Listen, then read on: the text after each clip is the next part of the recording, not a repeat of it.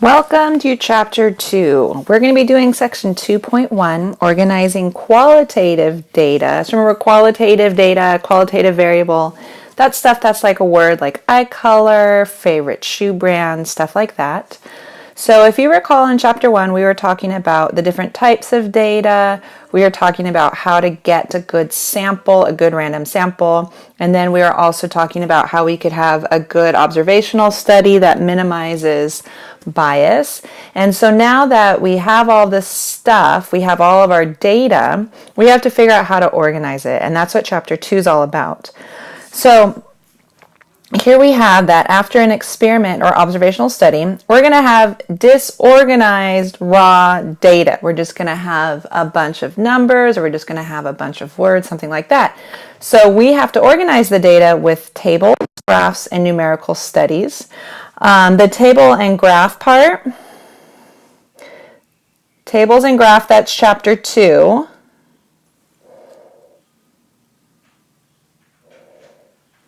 And then the numerical studies, that's going to be Chapters 3 and 4.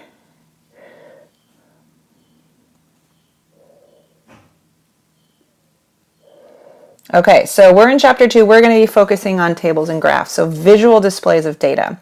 So here's our first example. We have that the data on the next slide, or the next paragraph below, represent the color of M&Ms in a bag of plain M&Ms.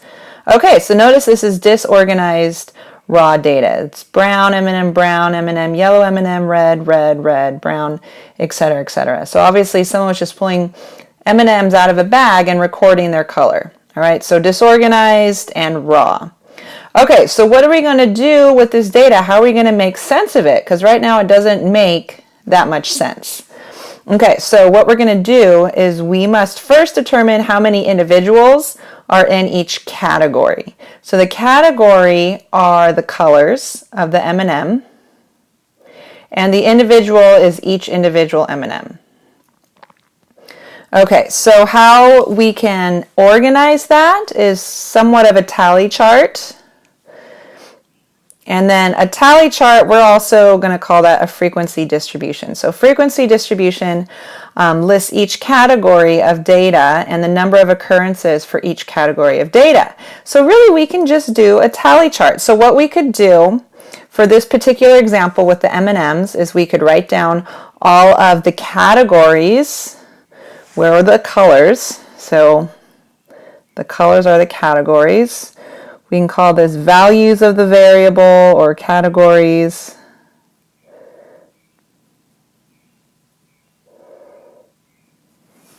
The color is the actual variable, and we would do a tally chart.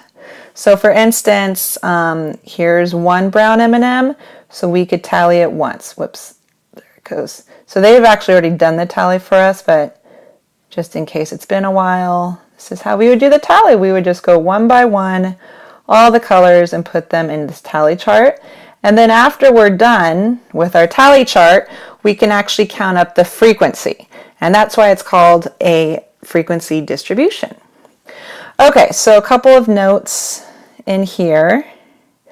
So again, this is the color. That's the actual variable. I'll write it up here because I ran out of room. All right, and then the frequency is what we're looking at. Okay, so let's go down the bottom. I have a little question.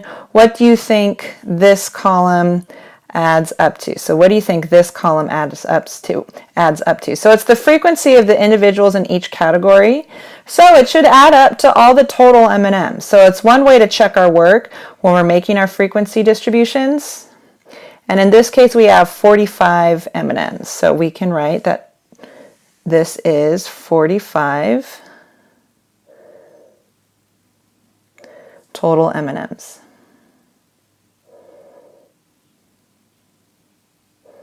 Okay, good. So a frequency distribution, it lists the variable.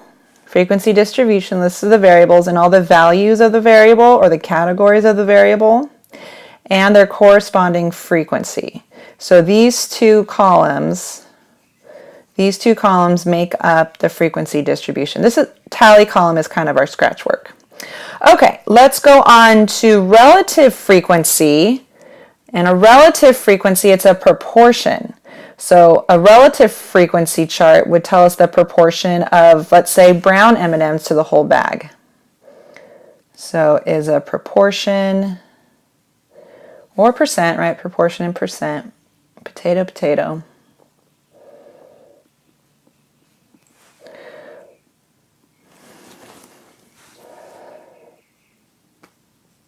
It's a proportion of observations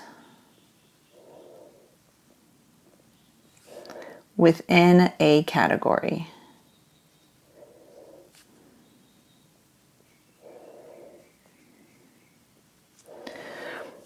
Okay, so it lists the relative frequency distribution, then lists the relative frequency. So relative frequency distribution lists the relative frequency.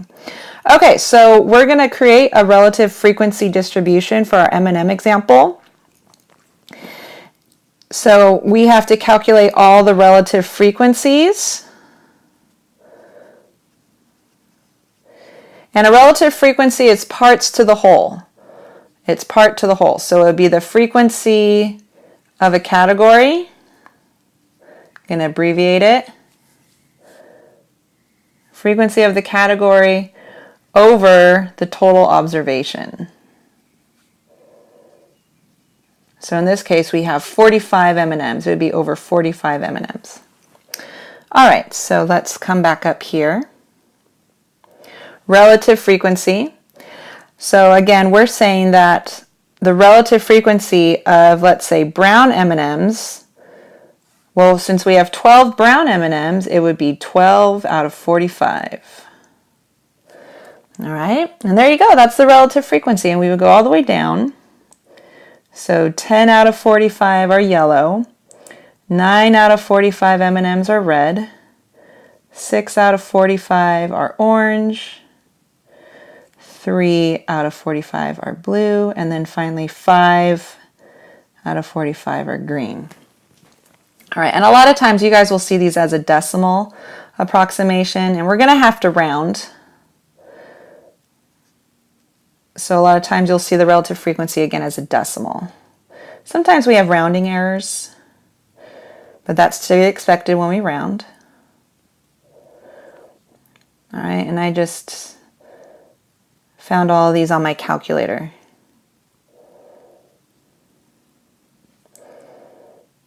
Okay, and there you go.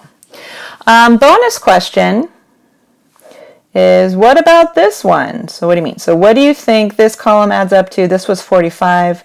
What about the relative frequency? What do you think the relative frequency column adds up to? Well, it's all the parts added up together, and the sum of all parts equals the whole. All right, so we can write 1, because that is the whole. The same as if we were talking about percentages, that would also just be like 100%. So the relative frequency adds up to 1, which is 100% of the M&Ms. And again, sometimes there's a rounding error, so depending if we have to round up more frequently, it could be like 1.01. Sometimes we have to round down too many times, and then it's 0.9. But for the most part, it's going to add up to 1. All right. So now that we have our charts, our relative frequency and frequency distributions, now we can make graphs. So we're going to take the frequency and relative frequency charts and we're going to make visual displays. So the first one, again, this is just for qualitative data, what we're going to see. These charts right here, the frequency and relative frequency, is for both qualitative and quantitative. Our visual displays that we're going to be looking at are just for qualitative data, so your words.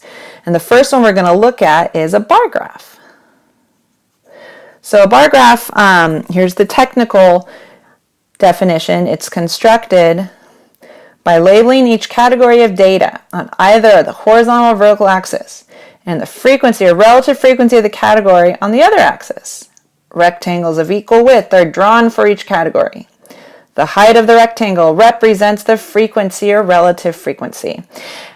And the most important part, because I know you guys probably know what a bar graph is, let's remember that a bar graph is only for qualitative variables. So it's only for words. All right, and so here we have our relative frequency distribution and our frequency distribution as a bar graph. The variable is color. Here are the categories of the variable. All right, and then in one we have the relative frequencies, so those are your percentages, and over yonder we have the frequencies. Okay, and there's our bar graph. And notice that we have pretty much the same shape because we're looking at the same set of data. So the rectangles are going to be in the same proportion to each other because it's the same set of data. It just looks different. One has frequency and one has relative frequency. Okay, so something else we can do with the bar graph. Notice in this example that we have here, our values are getting smaller and smaller, and then this one is just hanging out. It gets higher at the end, which is fine. But if it was in descending order, we would call it a Pareto chart. So this is what a Pareto chart is. It's a bar graph where the bars are drawn in decreasing order. Okay. So this is our Pareto chart, and it's called that because these are decreasing. All right, moving right along, we can also compare two data sets with a side-by-side relative frequency. Now, it's important when we are doing comparisons, we can only use relative frequencies. All right, and the reason why is we might have different totals. So for instance, look at this chart. This is all one. It kind of got separated here. But these were the total people surveyed in 1990, and these are the total people surveyed in 2006. Now we probably didn't have the same amount of people in each survey. So if we just did a frequency chart, one would just naturally be bigger because there is more people in our sample. So to get around that, if we do a relative frequency, then we look at the proportion within the sample. And then we can compare proportions. All right, so if we were to take our frequency distribution and create a relative frequency distribution, that's what we see in these blue columns right here. If we take our 2006 and create a relative frequency, and then we graph it as a proportion. And now that there are proportions, we can compare them. We can see if there's any differences. All right, so we can compare two data sets with a side-by-side chart. All right, and again, something to ponder. I just said it, but it's always good to restate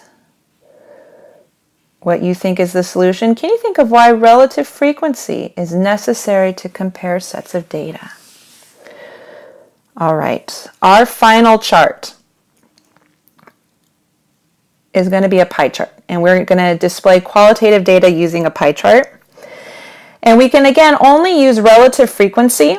We can only use relative frequency because each sector of a pie chart, each sector of our pie chart represents a proportion of the data.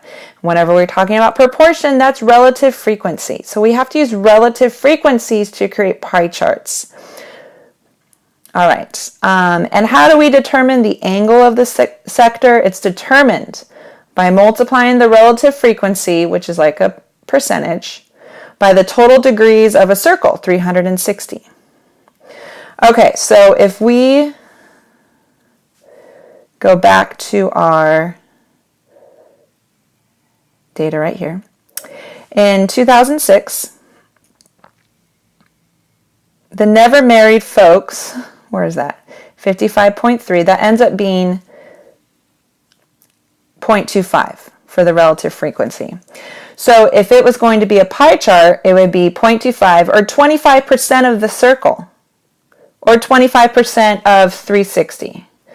Again, the relative frequency for never married is 0.25. So on our pie chart, it's going to be 25% of the circle. There's 360 degrees in a circle, so it's 25% of 360. It's going to be 90 degrees, and that's what we see right here.